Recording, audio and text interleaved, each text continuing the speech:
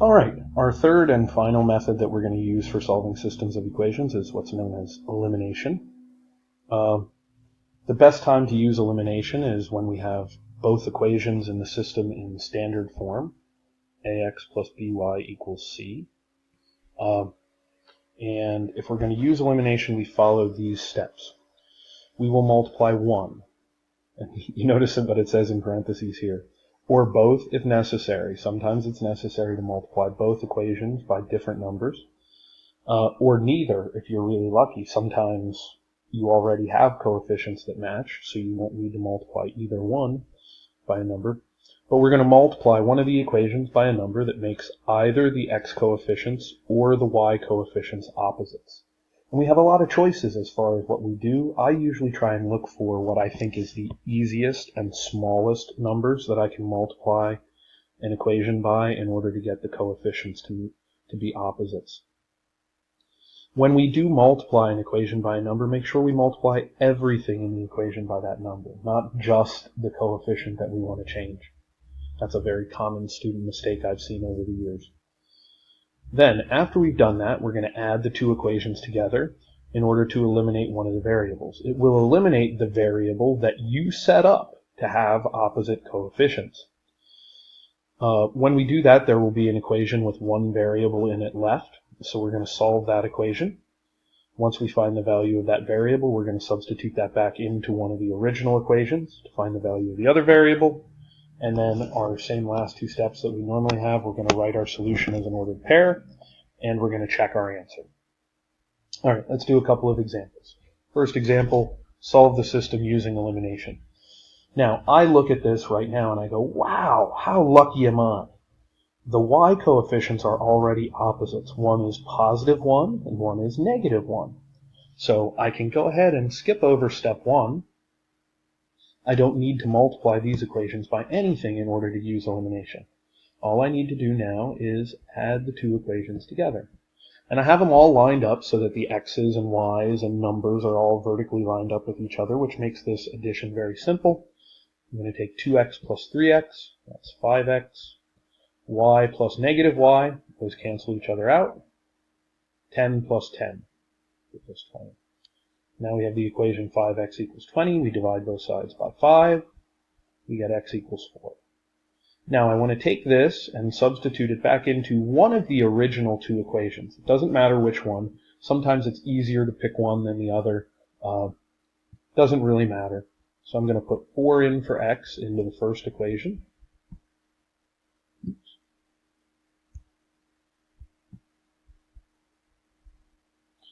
And I'm going to solve this for y. We get y equals 2.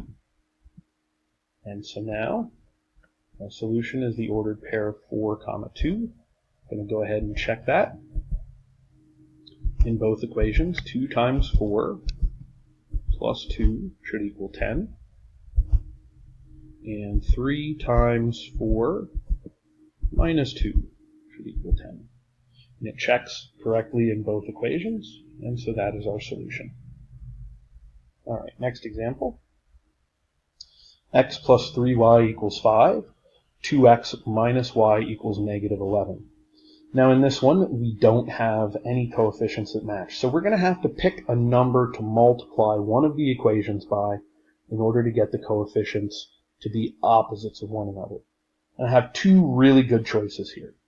I can either multiply the first equation by negative 2, which is going to make the x coefficients opposites of one another, or I can multiply the second equation by positive 3, which is going to make the y coefficients opposites of one another. Doesn't really matter which one I choose. I think I'm going to multiply the second equation here by 3. And so I multiply everything in that equation by 3. And now I'm going to take that and the other original equation. I'm going to add those together. 6x plus x gives me 7x. The y's cancel each other out. Negative 33 plus 5 gives me negative 28. Now I divide both sides by 7. I get x equals negative 4. Now I'm going to substitute that back into one of the originals to find the value of y. I'm going to pick the top equation. gives me negative 4 plus 3y equals 5. I add 4 to both sides, divide both sides by 3, and I get the ordered pair negative 4 comma 3, and then I'm going to check that. Negative 4 plus 3 times 3 is 5, and 2 times negative 4 minus 3 should give me negative 11. Checks in both, and so that's our solution. Alright, one more example of elimination. Here's our third system.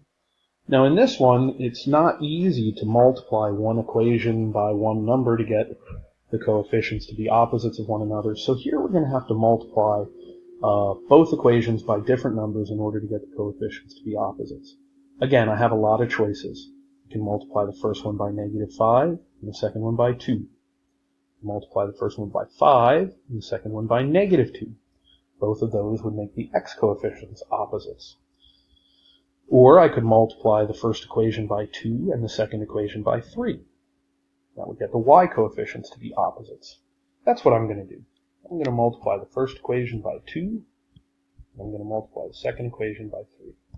So I multiply the whole first equation by 2. It gives me 4x plus 6y equals 28.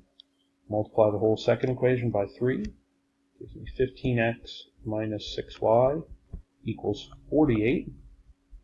Now I want to add these two together. You notice the numbers get pretty big pretty fast when we do this. Make sure you keep a calculator handy if you need one. So I've got 4x plus 15x gives me 19x. These y's cancel each other out. 28 plus 48 gives me 76. I divide both sides by 19. I get x equals 4. I'm going to substitute that back into one of the originals. I'll pick the first equation.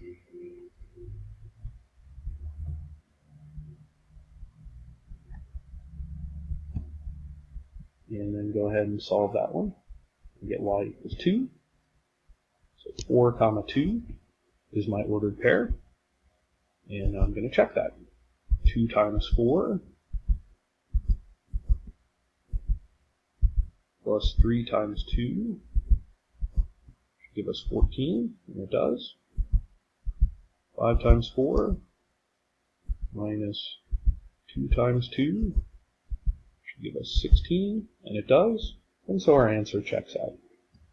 And that's how we use elimination in order to solve a system of equations. See you next time.